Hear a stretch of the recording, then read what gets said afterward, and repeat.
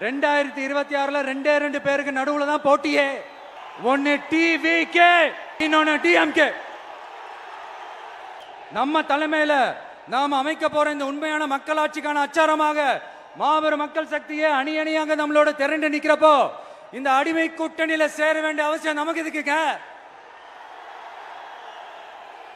நம்மளுடைய இந்த கூட்டணி சுயமிழந்த கூட்டணியெல்லாம் இருக்காது, சுய மரியாதை கூட்டணியா தான் இருக்கும். இந்த ஒரு பக்கம் RSS கிட்ட அடிபணிஞ்சுக்கிட்டு, இன்னொரு பக்கம் மதச்சார்பற்ற கூட்டணின்னு இந்த மக்களை ஏமாத்துற கூட்டணியெல்லாம் நம்ம கூட்டணி இருக்காது.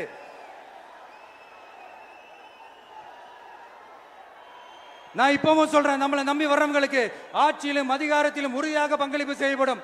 உடனே இந்த கேள்விகள்லாம் வரும். அப்ப யாரு கூட்டணி, யாரு வரா, யாரு போறா, இந்த கேள்விகள்லாம் வரும்.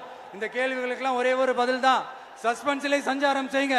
ஆனா ஒண்ணு, 2026ல ரெண்டு பேருக்கு நடுவுல தான் போட்டியே. ஒன்னு டிவிகே, இன்னொன்னு டிஎம்கே. இந்த போட்டி எப்படி இருக்க போதுன்னா, இந்த அலையன்ஸை வச்சு எப்படியாவது நம்ம தப்பிச்சிடலாம். என்ன இந்த பழைய இந்த மேத்தமேட்டிக்ஸ், அரித்மேட்டிக்ஸ் இதெல்லாம் வச்சு எப்படியாவது நம்ம தப்பிச்சிடலாம் அப்படின்னு நினைக்கிறவங்களோட அந்த கனவு ஒரு நாளும் மெய்ப்படாது.